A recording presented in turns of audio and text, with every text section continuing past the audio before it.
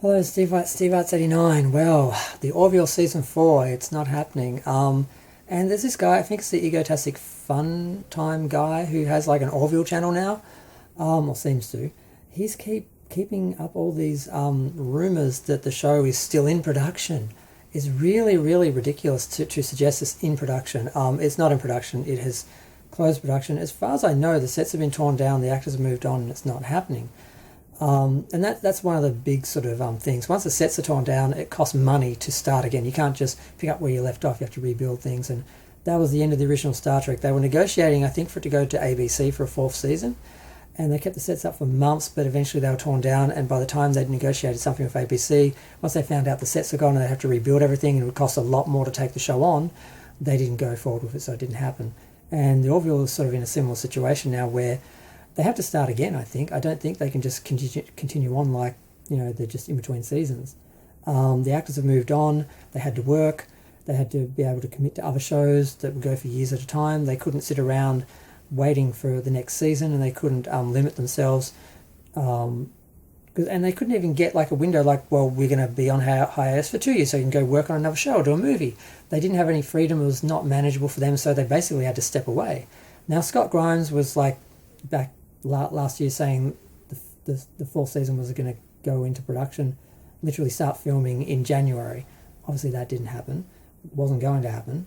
I don't know who told him that, but or if he was just, sometimes people just make things up because they just want to try and will it into existence or pressure people into doing stuff.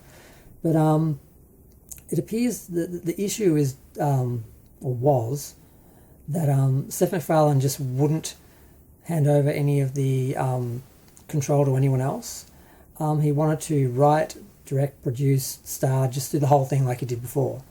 And he didn't have the time to do it because he was working on other shows. He's signed up to another studio. And this guy is trying to say that he's going to do the show and they're just waiting for him to get some wiggle room in his new contract, his new studio, to let him out long enough to do the series.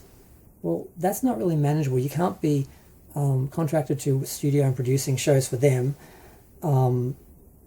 assumably with some exclusivity, because when you're paying someone to, create content for you, you don't want them going to another studio, competing streaming service, and creating content.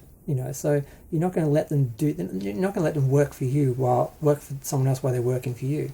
So the idea that they're going to let him just sneak out and do this series at some point soon is pretty ridiculous. He'd have to end his contract and commit to doing the series and do it that way. So that's not really going to happen. But he keeps telling people that, like, oh no, the reason why it hasn't happened is that he's just too busy and he's just waiting for some time to do it, and sadly he just expects the whole production crew and the studio stages and the actors to all just sit around and wait for him.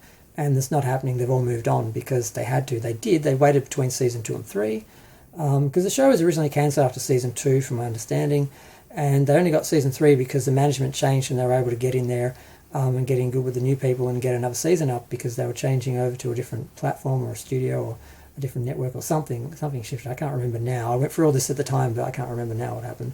But they were lucky to get a third season. And the third season wasn't quite what a lot of people wanted because the show had a real identity crisis. It started off as a pitch for a Star Trek series, and then Seth sort of figured I can do my own Star Trek series at another network.